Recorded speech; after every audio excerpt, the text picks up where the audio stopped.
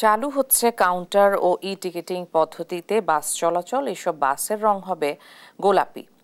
উত্তরার Azampur bus stand থেকে এলাকায় উদ্বোধন হচ্ছে নতুন এই বাস সার্ভিস। এ বিষয়ে বিস্তারিত জানাতে সরাসরি যুক্ত হচ্ছেন সহকর্মী জান্নাতুল মোহনা। নতুন এই বাস সার্ভিস সম্পর্কে আমাদের বিস্তারিত জানাবেন। এই মুহূর্তে আছি আমরা আজমপুরের, রাজধানীর আজমপুরের বিজিবি বাজারের সামনে, এবং এখানে কিন্তু আজ উদ্বোধন হতে যাচ্ছে যে ঢাকা মহানগরীতে কাউন্টার সিস্টেম এবং ই টিকিটিং ব্যবস্থাপনার 21টি পরিবহনের উদ্বোধনী অনুষ্ঠান। এবং আপনাদেরকে দেখাতে চাই ঠিক পেছনেই বাসগুলো রেডি হয়ে আছে এবং বাসগুলোকে সাজানো, যদিও এই বাসগুলোর উপর গোলাপি রং করা হয়েছে, তবু বলতে চাই যে এগুলো কিন্তু সেই পুরনো বাসকে নতুন করে আর কি রং করে সাজানো হয়েছে।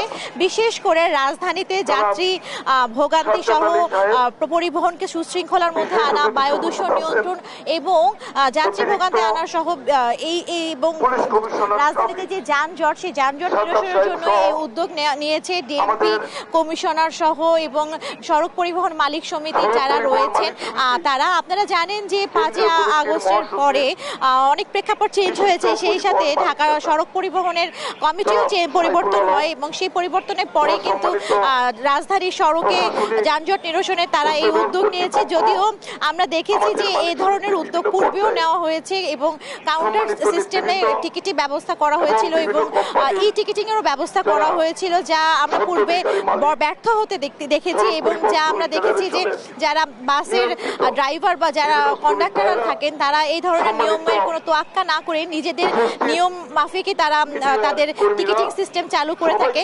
তবুও আছে যেহেতু 21টি পরিবহনের আওতায় 2610টি বাস চালু হয়েছে এবং আব্দুল্লাহপুর থেকে বিভিন্ন রুটে এই বাসগুলো চলবে এবং প্রত্যেকটি বাসে গোলাপি রঙের হবে এবং গোলাপি রঙের হওয়ার কারণেই তারা নির্দিষ্ট কাউন্টারে দাঁড়াবে এবং নির্দিষ্ট কাউন্টারে অবস্থানের পাশাপাশি যত্রতত্র তারা যাত্রী নিতে পারবেন না। এবং আপনাদেরকে জানাতে চাই যে যত্রতত্র তারা যাত্রী নিতে পারবে না, এছাড়া টিকিট ছাড়া কোনো যাত্রী বাসে উঠতে পারবে না বলেও তারা জানিয়েছেন।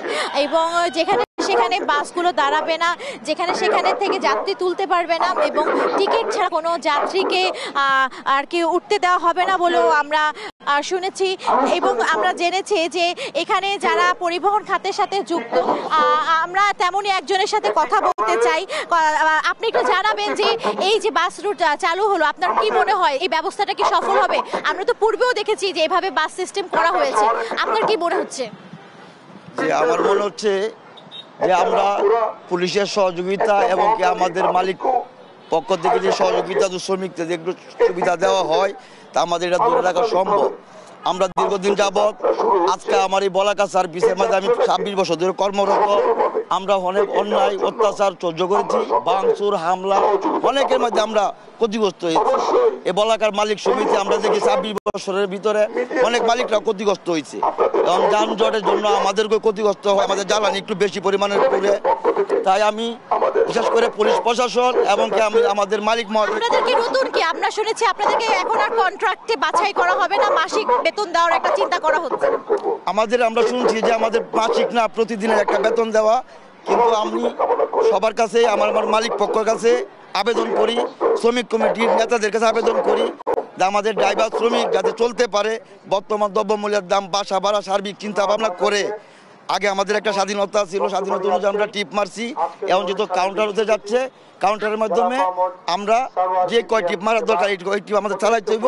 আমাদের চলার মতো একটা পরিবেশ যাতে মালিক মহোদয়, শ্রমিক কমিটি আমাদেরকে একটু লক্ষ্য দেয়, এই আমাদের অনুরোধ। আপনারা কি যে নিয়মে চলছে সেই নিয়ম মেনে চলবেন তো? ইনশাল্লাহ, যদি আমাদের চলার মধ্যে কোনো ত্রুটি না হয় এবং আমাদের চলতে যদি কষ্ট না হয়, অভাবে স্বভাব নষ্ট হয় আমরা সবাই জানি, যদি আমাদের সেভাবে আমরা বেতনটা পাই, আমাদের শ্রমিকরা চলতে পারে, সেজন্য আমাদের ইনশাল্লাহ আমাদের আমরা ধরে সক্ষম। শুনছিলেন একজন পরিবহন চালক জানাচ্ছিলেন যে এই সিস্টেমটি যদি চালু করা হয়, ই টিকিটিং এবং কাউন্টার সিস্টেম, এবং তাদের যদি ন্যায্য বেতন ভাতা দেওয়া হয়, তাহলে তারা সফলভাবে এই যে নতুন সিস্টেম সেই সিস্টেমের মাফিক তারা রাজধানীর সড়কে পরিবহন চালাতে পারবেন এবং তারা নিয়ম মাফিকই তারা এই সড়কে পরিবহন চালাতে সক্ষম হবেন। তো রাজধানীর আজমপুর থেকে এই ছিল আমার কাছে সর্বশেষ সংবাদ। ইশিকা।